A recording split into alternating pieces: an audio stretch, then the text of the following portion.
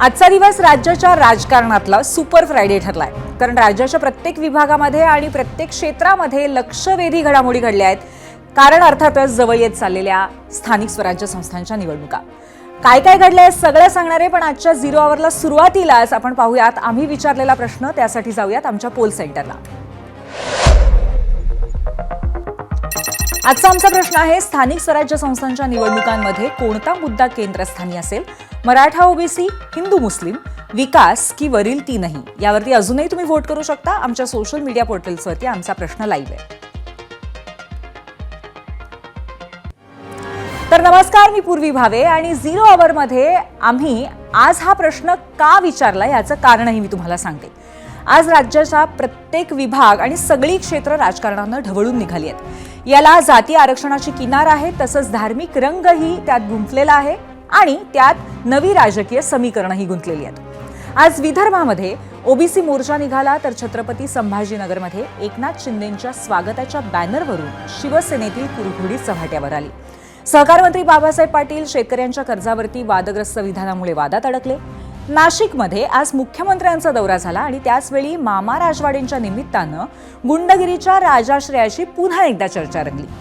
कोकणामध्ये हाच मुद्दा गाजतोय. घायवळ बंधूंची संबंधांवरनं गृहराज्यमंत्री योगेश कदमांच्या अडचणी एकीकडे वाढताना दिसत आहेत, तर ठाण्यामध्ये मनसे आणि महाविकास आघाडीचे नेते सोमवारी मोर्चात एकत्र दिसणार आहेत. दरम्यान काल आणखी एक मोर्चा झाला पश्चिम महाराष्ट्रात. अहिल्यानगरमधील MIMच्या मोर्चामध्ये महायुतीच्या नेत्यांना टार्गेट केलं गेलं, तर महाराष्ट्र ऑलिम्पिक असोसिएशन निवडणुकीमध्ये अजित पवारांना मुरलीधर मोहोळ यांचं आव्हान उभं राहिलेलं आहे.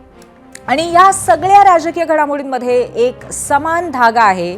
तो धागा आहे येऊ घातलेल्या महापालिका आणि स्थानिक स्वराज्य संस्थांच्या निवडणुकांचा. पण या सगळ्यामध्ये विकासाचा मुद्दा कुठेतरी हरवलाय का? खरं तर याच अनुषंगाने आपण 0 आवरमध्ये आज चर्चा करणार आहोत. तर सुरुवात करूया मुख्यमंत्र्यांच्या शहरातनं, कारण नागपुरातला आजचा ओबीसी समाजाचा मोर्चा दिवसाचा हायलाईट ठरलाय. मराठा आरक्षणासाठी सरकारनं काढलेला GR रद्द करावा या मागणीसाठी विजय वडेट्टीवार, अनिल देशमुख, माणिकराव ठाकरे या महाविकास आघाडीचे नेते या मोर्चात होतेच, पण याशिवाय लक्ष्मण हाके, सुनील केदार, महादेव जानकर हे ओबीसी नेते सुद्धा मोर्चात सहभागी झाले होते. पिवळ्या टोप्या आणि स्कार्फ घालून हजारो ओबीसी बांधव यशवंत स्टेडियमवरनं निघाले. पुढे संविधान सभेमध्ये पोहोचल्यानंतर मोर्चाचं सभेत रूपांतर झालं आणि यावेळी वडेट्टीवारांनी फडणवीस सरकारवरती तोफ डागली. 15% लोकांना 48% आरक्षण ही शुद्ध चाणक्य नीती आहे, हे आपण लक्षात घेतलं पाहिजे. अरे इथं तर गळा कापला जातो. तुमच्यामध्ये भांडण लावून 15%चं सरकार तुमच्यावर अतिक्रमण करून उद्या आरक्षण रद्द करण्यासाठी तुमच्यामध्ये भांडण लावण्याचं काम करतोय. हा मोर्चा तर निघाला, लक्षणीयही ठरला, पण या निमित्ताने ओबीसी नेत्यांमधले मतभेदही पुन्हा एकदा चव्हाट्यावर आले. GR विरोधामध्ये याचिका करणारे मंत्री छगन भुजबळ या मोर्चामध्ये दिसले नाहीत. शिवाय बबनराव तायवाडेंच्या ओबीसी महासंघानंही मोर्चाकडे पाठ फिरवली होती. मुळात ज्यासाठी हा मोर्चा काढला जातोय ती मागणीच चुकीची असल्याचं तायवाडेंचं म्हणणं आहे. वडेट्टीवार ओबीसी समाजाची दिशाभूल करतायत असा त्यांचा आरोप आहे. जे मोर्चामध्ये सहभागी होणार आहेत ते सर्वच ओबीसी समाजाची दिशाभूल.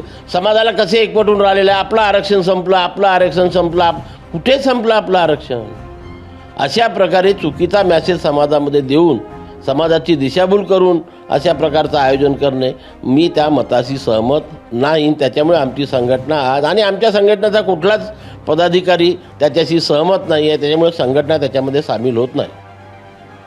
या मोर्चाच्या निमित्तानं मंत्रिमंडळाच्या मराठा आरक्षण उपसमितीचे अध्यक्ष राधाकृष्ण विखे पाटील यांना ओबीसी नेते लक्ष्मण हाकेंनी टार्गेट केलं. कालच विखेंनी मनोज जरांगेंची भेट घेतली होती. GRचं प्रकरण न्यायप्रविष्ट आहे, त्यामुळे त्यात बदल करण्याचा प्रश्नच येत नाही असं विखे म्हणाले होते. त्यावर अत्यंत शेलक्या शब्दांमध्ये हाकेंनी उत्तर दिलंय, पाहूयात. विखे हा गोगलगाय आणि पोटात पाय. ओबीसीच्या बाबतीमध्ये आजपासून मी जाहीर करतो की विखे पाटील हा कारखानदारांचा नेता आहे. ज्या ओबीसीनी विखे पाटलाला मतदान केलं त्या विखे पाटलाला इथून पुढच्या कालावधीमध्ये आम्ही रस्ता दाखवणार आहोत.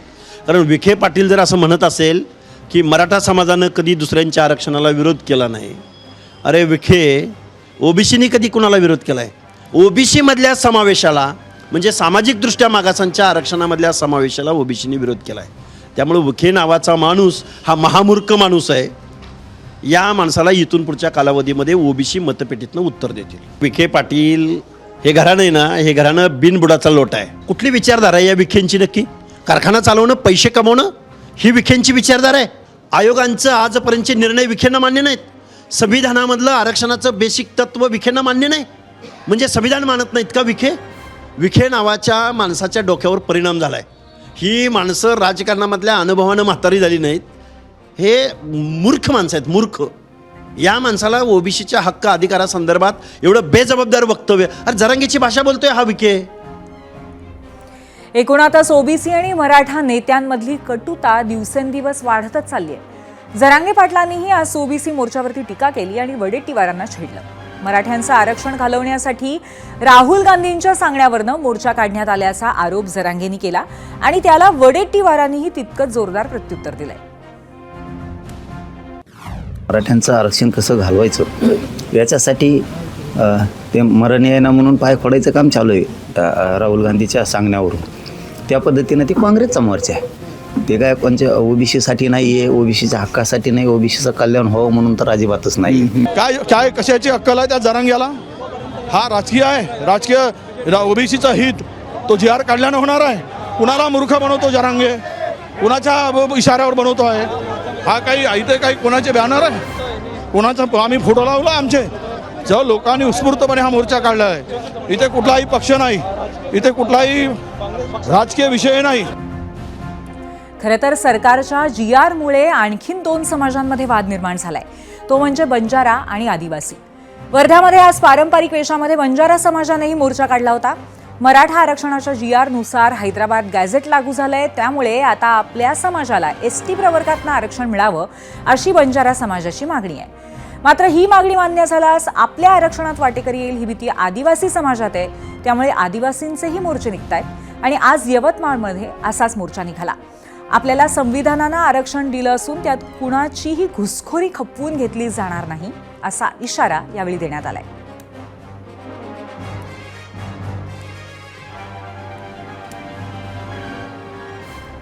आता जाऊया मराठवाड्यात. मराठवाड्यामध्ये वेगळंच राजकारण रंगलंय. ते शिवसेनेच्याच 2 नेत्यांमध्ये. त्याचं झालं असं की उपमुख्यमंत्री एकनाथ शिंदेंचा आज छत्रपती संभाजीनगरचा दौरा होता.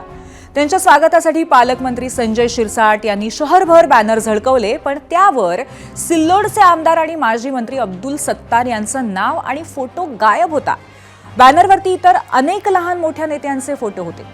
मग आपल्याच पक्षाच्या आमदाराला शिरसाट कसे काय विसरले? याबाबत त्यांना विचारल्यावरती त्यांनी चुकून फोटो राहिला असेल असं सांगून वेळ मारून दिली. चुकून राहिला असेल, कार्यकर्ता टाकताना त्याचा चुकून राहिला असेल. नाही काही कामात असतील, ते बिझी असतात. त्या भागामध्ये पूर आलेला आहे म्हणून ते कामात असतील, म्हणून आले नसतील. त्याच्यावर आम्ही काही आक्षेप घेण्यासारखं काय म्हणजे त्यांना. शिवाय उद्या मराठवाड्यामध्ये ठाकरे सेना मोर्चा काढणार आहे. हंबरडा मोर्चा असं त्याचं नामकरणही करण्यात आलंय. सरकारनं मंगळवारी शेतकऱ्यांसाठी 31,000 कोटींचं पॅकेज जाहीर केलं. मात्र ही मदत अपुरी असल्याचा ठाकरे गटाचा आरोप कायम आहे. PM केअर फंडातनं मराठवाडा पूरग्रस्तांसाठी भरीव मदत करावी अशी त्यांची मागणी आहे आणि याच मागणीसाठी उद्या हंबरडा मोर्चा निघेल. पक्षप्रमुख उद्धव ठाकरे त्याचं नेतृत्व करतील अशी माहितीही संजय राऊतांनी दिली. शेतीची नव्यानं उभारणी करण्यासाठी जो खर्च लागणार आहे तो तर नाहीच, पण 3,000 रुपये सुद्धा हातात मिळत नाही आहे. कर्जमाफीचा विषय नाही, असे अनेक विषय आहेत. त्या संदर्भात आपल्या मागण्यांसाठी शिवसेना मराठवाड्यात संभाजीनगर येथे उद्या हंबरडा मोर्चा, हा आमचा हंबरडा शेतकऱ्यांचा आहे, तो काढेल. स्वतः शिवसेना पक्षप्रमुख उद्धव ठाकरे हे त्या मोर्चाचं नेतृत्व करतील. या संदर्भात उद्धव ठाकरेंनी आरशात बघितलं तर ते उद्याचा मोर्चा काढणार नाहीत, असा पलटवार मुख्यमंत्री देवेंद्र फडणवीसांनी केलाय. त्यांनी ठाकरेंना काय सल्ला दिलाय आपण पाहूयात. उद्धव ठाकरेंनी एकदा आरशात बघितलं तर अशा प्रकारचे मोर्चे ते काढणार नाहीत. यापूर्वी सांगितलं, उद्धव ठाकरेंनी ज्या घोषणा केल्या त्यांनी 20,000 कोटी रुपयाची कर्जमाफी केली. त्याच्या 3 वर्ष आधी आम्ही 20,000 कोटी रुपयाची कर्जमाफी केली. त्यामुळे त्यांनी काही फार मोठं केलं असं नाही. या उलट त्यांनी जी घोषणा केली होती की आम्ही 50,000 रुपये चालू खात्याच्या लोकांना देऊ, 2.5 वर्षात कुठली कवडी दिली नाही. त्याचे 16 लाख शेतकऱ्यांचे पैसे आमचं सरकार आल्यानंतर आम्ही दिले. आलेल्या पुरामुळे लोकांच्या डोळ्यात साचलेलं पाणीही सुकलेलं नाहीये, पण त्यातही हे राजकारण सुरूच आहे. शिवाय सत्ताधाऱ्यांची बेताल विधानही त्यात भर घालतायत. जळगावमध्ये एका कार्यक्रमात बोलताना सहकार मंत्री बाबासाहेब पाटील यांनी लोकांना कर्जमाफीचा नाद लागलाय असं ते बोलून गेले. शिवाय निवडणुकीमध्ये काहीतरी आश्वासनं देत असतो असंही त्यांनी सांगून टाकलं. यावर वाद झाला, प्रचंड टीका झाली आणि मग त्यांनी दिलगिरीही व्यक्त केली. लोकांना कर्जमाफीचा नाद लागलाय. आम्हाला निवडून यायचे, पण तुम्हाला काहीतरी निवडणुकीत आश्वासन देतो. लोकांनी ठरवायला पाहिजे अगोदर काय मागायचंय. एखाद्या गावामध्ये निवडणुकीत आदिल भाईसारखा माणूस गेला आणि लोकांना सांगितले की आमच्या गावाला नदी येऊन देईल, त्याला आम्ही मतदान करणार. त्याने काय मागा ठरव ना. मी बाबासाहेब पाटील सहकार मंत्री बोलतो. आज जळगाव येथे एका बँकेच्या उद्घाटनाच्या निमित्तानं गेला असताना आपल्याला ग्रामीण भागामध्ये अर्थव्यवस्था जर मजबूत करायची असेल तर शेतकऱ्यांनी दुधाकडे वळावं. अर्बन बँक पतसंस्थेने देखील या शेतकऱ्याला कर्ज द्यावं. ह्या योजना फक्त कर्जमाफीमध्ये बसत नाहीत. एवढंच माझ्या पाठीमागेला म्हणण्याचा उद्देश होता. कोणाच्या भावना दुखावल्या असताना मी त्याबद्दल दिलगिरी व्यक्त करतो. बाबासाहेब पाटलांच्या वाक्यावरती विरोधकच नाही तर त्यांच्या मंत्रिमंडळातील सहकार्यांनीही नाराजी व्यक्त केली आहे. असं आहे की बरोबर आहे ते बोलतायत, ते कर्जमाफीचा नाद यासाठी लागलेला आहे कारण हे जे कृषी मंत्री आहेत किंवा आमदार आहेत, खासदार आहेत त्यांच्या पक्षाचे, ते शेतकऱ्यांची पिळवणूक करतात. या आमदार खासदारांना पक्ष सोडण्यासाठी 100 कोटी मिळतात, तसे शेतकऱ्यांना मिळत नाहीत. जर तसे शेतकऱ्यांना 50-100 कोटी मिळाले तर नक्कीच ते कर्जमाफी मागणार नाही. कुठलंही वक्तव्य कुणीही सरकारमधल्या व्यक्तीने करू नये. शेतकरी आर्थिक अडचणीमध्ये आहे आणि शेतकऱ्यांची कर्जमाफी करण्याचा मॅनिफेस्टो संकल्पनामा आमच्या महायुतीने दिलेला होता. पात्र शेतकऱ्यांना कर्जमाफी करायची आणि त्यामध्ये मी आधीच सांगितलं होतं कर्जमाफी कुणाची झाली पाहिजे की ज्यांना खऱ्या अर्थाने कर्जमाफीची गरज आहे. आता आढावा उत्तर महाराष्ट्राचा. इथे भाजपने स्थानिक निवडणुकांची जोरदार तयारी सुरू केलेली आहे. मुख्यमंत्री देवेंद्र फडणवीस यांच्या उपस्थितीमध्ये आज पक्षाची महत्त्वाची बैठक पार पडली आणि यावेळी उत्तर महाराष्ट्रातले पक्षांचे मंत्री, खासदार, आमदार आणि पक्षाचे पदाधिकारी सुद्धा हजर होते. बैठकीमध्ये विभागनिहाय आढावा घेण्यात आला. तसंच कुठे युती होऊ शकते आणि कुठे स्वबळावरती अधिक यश मिळेल याचीही चाचपणी करण्यात आल्याचं कळतंय. जानेवारीमध्ये महापालिका तसंच जिल्हा परिषदांच्या निवडणुका होण्याची शक्यता पाहता भाजप ॲक्शन मोडवरती आलेली दिसते. दरम्यान फडणवीस नाशिक शहरामध्ये येण्यापूर्वीच भाजपने एक मोठा संदेशही दिला. खरं तर विरोधक भाजपचा अनेकदा वॉशिंग मशीन असा उल्लेख करतात. गुन्हेगारांना पक्षात प्रवेश देऊन पवित्र केलं जातं असा त्यांचा आरोप भाजपवरती वारंवार होतो. त्यातच आज भाजपवासी झालेल्या मामा राजवाडेंना पोलिसांनी सकाळी अटक केली. सरकारवाडा गोळीबार प्रकरणी पोलिसांनी ही कारवाई केली. मग बैठकीनंतर मुख्यमंत्र्यांनीही गुन्हेगारांना दिला जाणारा राज्याश्रय यापुढे खपवून घेणार नाही असा स्पष्ट इशारा दिला. मला असं वाटतं की ही जी काही गुन्हेगारी आहे आणि विशेषतः गुन्हेगारी करत असताना काही लोक त्याला जो राजाश्रय देण्याचा प्रयत्न करतात, वेगवेगळ्या पक्षात त्या ठिकाणी राजश्री देण्याचा प्रयत्न करतात. तर अशा सगळ्या गोष्टींना मोडून काढायचा आम्ही या ठिकाणी निर्णय घेतलेला आहे. आणि सगळ्यात महत्त्वाचं आहे की कोणाचा काही पास्ट असो, पण आता जर कोणी गुन्हेगारीमध्ये जात असेल किंवा गुन्हेगारीत आढळेल तर त्याला आम्ही सोडणार नाही. मुंबईसह कोकणातही घडामोडी जोरदार वेग घेत आहेत. गृहराज्यमंत्री योगेश कदम पुन्हा अडचणीत सापडलेले आहेत आणि निमित्त आहे गुंड निलेश घायवळचा भाऊ सचिन घायवळला शस्त्र परवाना प्रकरणाचं. विरोधकांकडनं सातत्याने त्यांना टार्गेट केलं जात आहे. विशेषतः शिवसेना ठाकरे पक्षाकडनं तर आरोपांचे बाण सोडले जात आहेत. राजीनाम्याची सातत्याने मागणी केली जाते. या सर्व पार्श्वभूमीवरती आपली बाजू मांडण्यासाठी योगेश कदम उपमुख्यमंत्री एकनाथ शिंदेंच्या भेटीसाठी पोहोचले. पण शिंदेंच्या मुक्तगिरी बंगल्यावरती त्यांना भेटीसाठी 2 तासाहून जास्त काळ रखडावं लागलं. अखेर शिंदेंनी योगेश कदमांची भेट घेतली. यावेळी कदमांनी शिंदेंसमोर आपली बाजू मांडली. परवाना देताना विशेष अधिकार वापरले नसल्याचंही स्पष्ट केलं. यावेळी एकनाथ शिंदेंनी योगेश कदमांना दिलासा दिला आणि पाठीशी असल्याचं सांगितलं असं सूत्रांकडनं कळतंय. शिवाय एकनाथ शिंदेंनी विरोधकांच्या टीकेला जशास तसं उत्तर द्या असंही सांगितल्याची माहिती आहे. इतकंच नाही तर मुख्यमंत्री फडणवीसांनीही योगेश कदम यांना क्लीन चिट दिली आहे. एक सुनावणी त्या संदर्भात गृहराज्यमंत्र्यांनी घेतली होती, पण हा परवाना दिलाच गेला नाही. पोलीस आयुक्तांनी त्या ठिकाणी वस्तुस्थिती लक्षात आणून दिली आणि त्यामुळे हा परवाना दिलेला नाही. परवाना दिला असता तर कदाचित मला असं वाटतं की अशा प्रकारचा आरोप हा योग्य होता, परंतु परवाना दिला गेलेला नाही. महाराष्ट्रामध्ये जसजशा स्थानिक स्वराज्य संस्थांच्या निवडणुका जवळ येत आहेत ना, तसतसा नेत्यांच्या चिथावणीखोर वक्तव्यांचा एक सुकाळच पाहायला मिळतोय. काल अहिल्यानगरमध्ये MIMची सभा पार पडली आणि यावेळी उपस्थितांना संबोधित करताना वारिस पठाण यांनी कट्टर हिंदुत्ववादी भूमिका घेणारे आणि प्रक्षोभक विधानं करणारे भाजप आमदार आणि मंत्री नितेश राणेंना धमकावलं. यावरती नितेश राणेंनी ही जागा आणि वेळ कळवा म्हणत वारिस पठाण यांना प्रति आव्हान दिलंय. नेपाली टिंगना सा आया ना टेम्पली हर दिन बार बार आके एक ही काम ये कर डालेंगे वो कर डालेंगे, मस्जिदों में घुस घुस के मारेंगे मुसलमानों को. तो चैलेंज भी कर दिया था मैंने, आजा बेटा मस्जिद में, आएगा तू 2 टांग पे मगर जाएगा इंशाल्लाह स्ट्रेचर के ऊपर, बोल दिया था. जागा आणि वेळ कळवायची आणि मग तिथे उभं राहायचं किंवा कुठली तरी मस्जिद तरी निवड, तिथे येतो मी. म्हणून आम्हाला वातावरण खराब करायचं नाही या राज्यात. आमचं सरकार आहे, आम्ही जबाबदार लोक आहोत. म्हणून धमक्या देणार आहे ना, वारिस पठाणला सांगेन की तुला माहिती आहे नितेश राणे काय चीज आहे. चला, झिरो अवरमध्ये आता वेळ झालेली आहे. आम्ही स्थानिक स्वराज्य संस्था निवडणुकीच्या अनुषंगाने जो प्रश्न तुम्हाला विचारला होता त्यावरती तुम्ही काय प्रतिक्रिया दिल्या आहेत हे पाहण्याची. जाऊयात आपल्या मीडिया सेंटरला.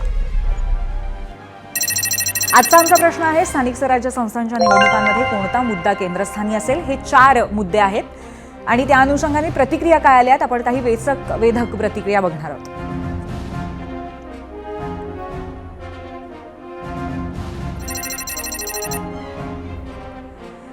आतापर्यंतच्या निवडणुकांचा इतिहास पाहिला तर स्थानिक विकासाचे मुद्दे बाजूला पडून जाती धर्माचंच राजकारण केलं गेलंय. आशिष मनवरे यांनी एक्सपोस्टवरनं प्रतिक्रिया दिली आहे.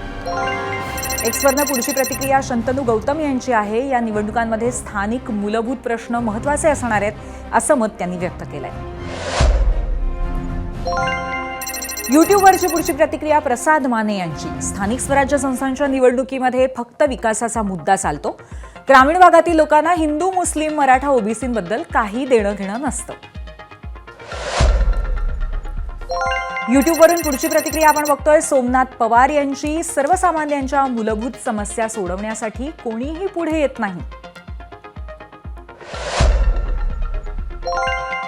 फेसबुकवरनं पुढचा प्रश्न आहे विनय पवार यांचा. माफ करा, पुढची प्रतिक्रिया आहे, मुद्दा फक्त पैशांचा आहे. जो जितका पैसा ओतणार त्याला तितकी जास्त मतं मिळणार.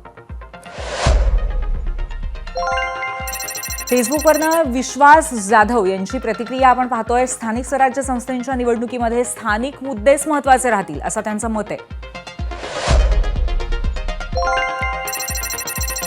इंस्टाग्रामवरनं शौनक भिडे म्हणतायत मराठा, ओबीसी, हिंदू, मुस्लिम, त्यातून शिवसेना ठाकरे पक्ष आणि महाविकास आघाडीला यश मिळेल.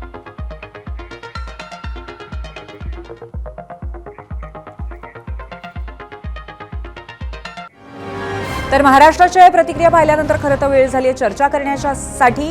त्यासाठी आपल्यासोबत छत्रपती संभाजीनगरचे माजी खासदार आणि MIMचे नेते इम्तियाज जलील भाजपचे आमदार सिद्धार्थ शिरोळे आणि ओबीसी नेते ॲडव्होकेट मंगेश ससाणे असणार आहेत. झिरो आवरमध्ये आपण पहिल्या सेगमेंटमध्ये बघितलं की सध्या महाराष्ट्रामध्ये कशा पद्धतीने राजकीय वातावरण तापलेलं आहे.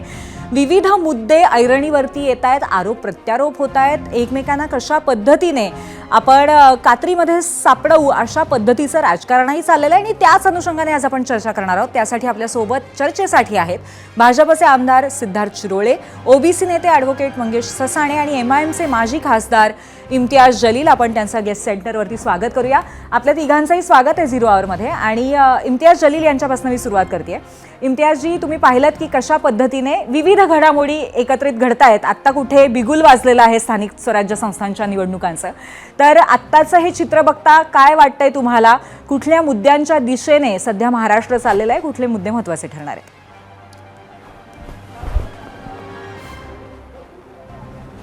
नाही, फक्त आता बिगुल वाजलेला आहे म्हणून अशा प्रकार होत आहे मला असं वाटत नाही.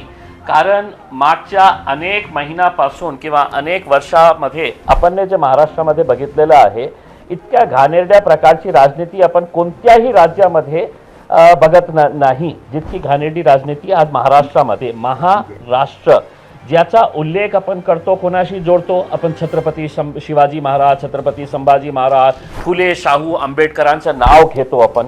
आणि या राज्यामध्ये ज्या प्रकारे जाती धर्मामध्ये तेढ निर्माण करण्याचा प्रयत्न होत आहे आणि ते कोण करत आहे? ते सगळं सरकार स्पॉन्सर्ड आहे. आपली कुर्सी वाचवण्यासाठी ते काहीही करू शकतं यांनी सिद्ध करून टाकलेले आहे. आज महाराष्ट्रामध्ये जी परिस्थिती आहे ही खरी गोष्ट आहे. मी तुमची रिपोर्ट बघत होतो, त्यामध्ये मूलभूत जे मुद्दे आहे त्याला कोणालाही महत्त्व द्यायचं नाही आहे. आपल्याला मी सांगतो की आज किती शेतकरी आत्महत्या केलेले आहे महाराष्ट्रामध्ये, याचा आकडा मागच्या 3 वर्षाचा आपण घेतलं तर हजारोच्या संख्येने. मी तुम्हाला आकडे दाखवतो. 2023 मध्ये 4151 शेतकऱ्यांनी आत्महत्या केली महाराष्ट्रामध्ये. 4151. 2024 मध्ये हे आकडा गेला 2706 आणि 2025चे फक्त 3 महिन्याचे जानेवारी, फेब्रुवारी, मार्चचे आकडे आलेले आहे. त्यामध्ये 780 शेतकऱ्यांनी आत्महत्या केलेली आहे. आता आत्महत्या केल्यानंतर मागच्या जे 2-3 महिन्यामध्ये जे अतिवृष्टीमध्ये नुकसान झालेला आहे, शेतकऱ्यांना मदत द्यायला पाहिजे. मुख्यमंत्री साहेबांनी, सरकारनी गाजाबाजा करून हे सांगितलं की आम्ही किती हजार? 31,628 करोड रुपीजचं आम्ही पॅकेज जाहीर करतो. पूर्वी आपल्याला आश्चर्य वाटेल, याच्या डिटेलमध्ये आपण गेलं ना तर या आपल्याला ऐकायला खूप छान वाटतं. 31,000 कोटी रुपये. पण या पैशातून ते काय करणार? रस्ते बांधणार. ज्यांचे घर पाडलेले आहे ते घर बांधणार. याच पॅकेजमध्ये शेतकऱ्यांच्या हातात किती पैसे मिळणार हे त्यांनी सांगितलेलं नाही. जेव्हा आपण ऐकतो मग स्वाभाविक आहे की भारतीय जनता पार्टीचे आमदार, खासदार हेच म्हणणार आहे की बघा इतकं पैसे इम्तियाजी, म्हणजे कुठेतरी तुमचं असं म्हणणं आहे की हे पॅकेज फसवा आहे. हेक्टरी किती पैसे? बरोबर, हे पॅकेज फसवा आहे, तुमचा मुद्दा कळतोय. पण त्याचबरोबर थोडंसं आणखी आजच्या प्रश्नाकडे परत एकदा येते. आज जो प्रश्न आम्ही विचारलेला आहे की या निवडणुकीच्या अनुषंगाने कुठला मुद्दा महत्त्वाचा ठरेल असं तुम्हाला वाटतंय? कारण अर्थातच शेतकऱ्यांचा हा मुद्दा आहेच, पण त्या व्यतिरिक्त हिंदू मुस्लिम हा महत्त्वाचा ठरेल का? त्याच्यानंतर सध्या मराठा ओबीसी आरक्षणाच्या अनुषंगाने जे घडतंय ते महत्त्वाचं ठरेल का? हे तिन्ही मुद्दे ठरतील किंवा यापैकी कुठलेच मुद्दे ठरणार नाहीत? काय वाटतंय? नाही. 2 मुद्दे जे मागच्या खासदारकीच्या निवडणूकमध्ये होते, जे मागच्या विधानसभेच्या निवडणुकीमध्ये होते आणि आता स्थानिक स्वराज्य संस्थाच्या निवडणुकीमध्ये राहणार आहे. ते 2 मुद्दे कोणते? तर जाती धर्माचा जो मुद्दा आहे, हिंदू मुस्लिम असू द्या, मराठा ओबीसी असू द्या, धनगर असू द्या, आदिवासी असू द्या, हे सगळे लोक, हे सगळे समाज रस्त्यावर आलेले आहे. हे एक मुद्दा. आणि दुसरा मुद्दा आहे की जे पैसेचा नंगा नाच ज्यांनी केलं होतं, नंगा नाच मी शब्दाचा वापर करत आहे कारण ही दोघं इलेक्शन्स मी लढलेले आहे आणि मी बघितलेलं आहे. सत्तामध्ये बसलेले लोकांनी जे पैशाचा पाऊस केलं होतं, आता स्थानिक स्वराज्य संस्थांमध्येही तेच करणार आहे. पोलीस आपली, प्रशासन आपला, इलेक्शन कमिशनचा रोल काय आहे आपण सगळं बघत आहे. बरं, तुमचं मत मला कळलेलं आहे, पण त्याचबरोबर नक्की कुठला पक्ष आहे, अगदी एका शब्दात उत्तर द्या, कुठला पक्ष हे राजकारण जास्त करेल असं तुम्हाला वाटतं?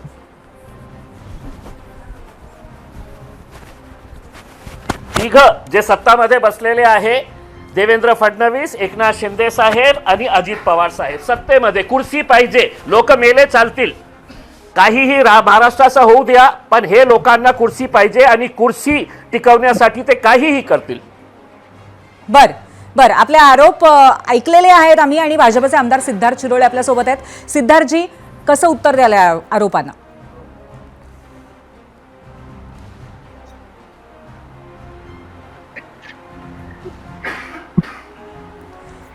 सिद्धार्थजी, तुम्हाला माझा आवाज येतोय का?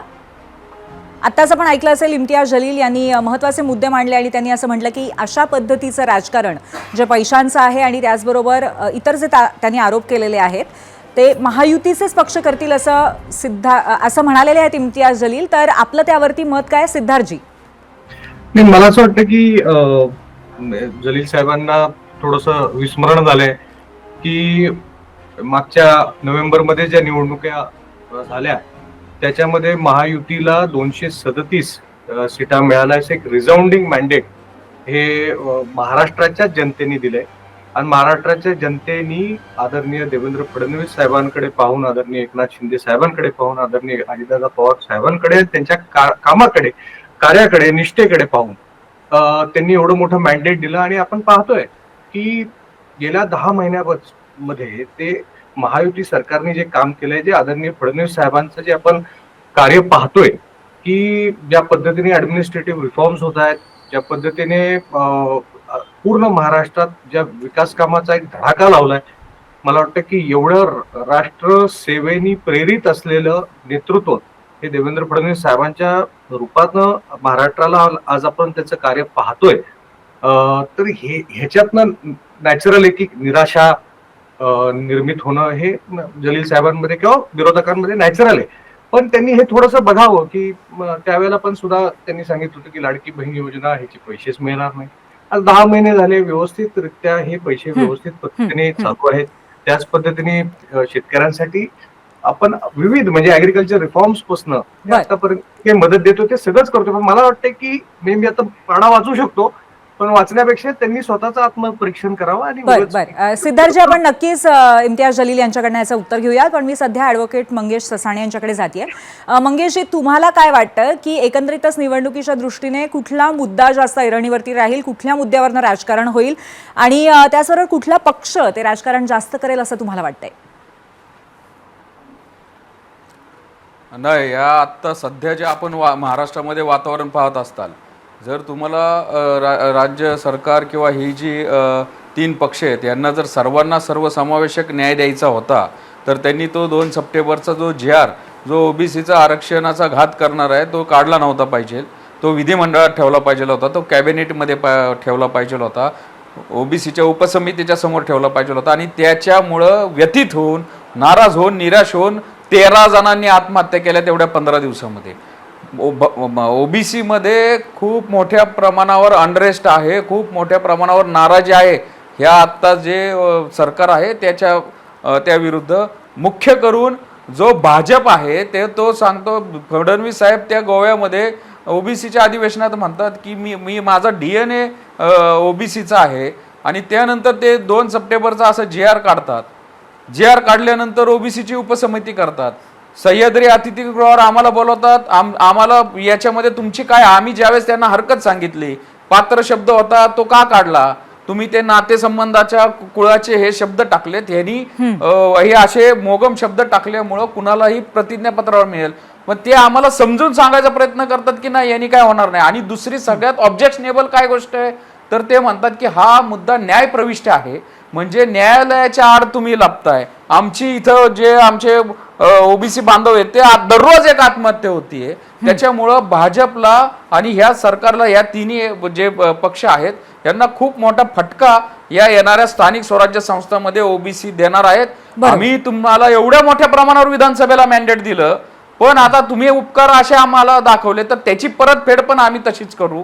कारण की आज पण आमचा नागपूरमध्ये मोठा मेळावा झालाय. बरोबर आहे त्यामुळे मंगेशजी, नक्कीच या संदर्भामध्ये याच त्यानंतर मेळाव्याच्या आणखीन- अनुषंगाने मला आणखीन- तुम्हाला एक छोटा प्रश्न विचारायचा आहे. तुम्ही मांडलेले मुद्दे योग्य आहेत, प्रश्न गंभीर आहे, खरं आहे, पण तरी सुद्धा इतका महत्वाचा प्रश्न असताना आजही ओबीसी नेत्यांची एकजूट का नाही दिसली?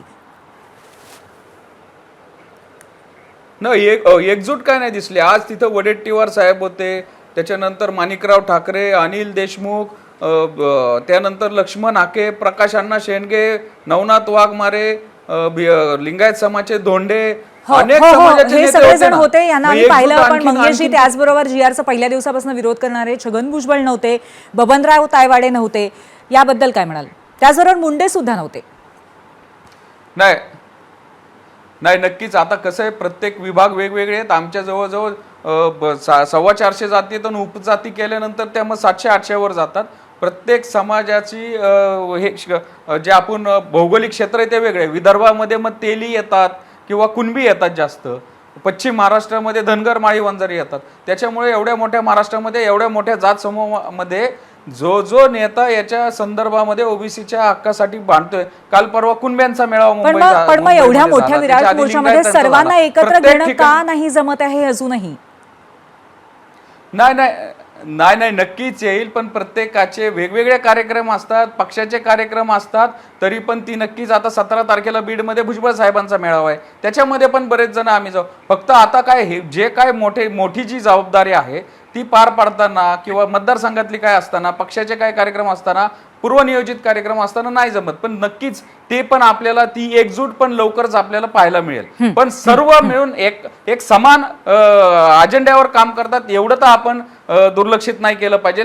2 सप्टेंबरच्या GRला मग सत्तेमधले पण काही जण असो किंवा विरोधातले पण असो, मग परिणय फुके पण विरोध करतात, भुजबळ साहेब पण. बरोबर आहे मंगेशजी, तुमचा मुद्दा कळलाय आणि अर्थातच तो पोहोचलेला आहे लोकांपर्यंत. पुन्हा एकदा मी तुमच्याकडे येईनच, पण आता मी पुन्हा एकदा इम्तियाज जलील यांच्याकडे जाणार आहे. इम्तियाजजी, तुम्ही मगाशी म्हणालात की विविध मुद्द्यांवरनं राजकारण केलं जातंय, राजकारण करणारे पक्ष कुठले आहेत तेही तुम्ही सांगितलेत, पण त्याचबरोबर चिथावणीखोर विधानाचा जेव्हा मुद्दा येतो तेव्हा काल तुमच्या मेळाव्यातनं जे विधान झालेलं होतं त्याला आता नितेश राणेंनी प्रत्युत्तर दिलंय, त्याच्यावरती तुम्ही काय उत्तर द्याल?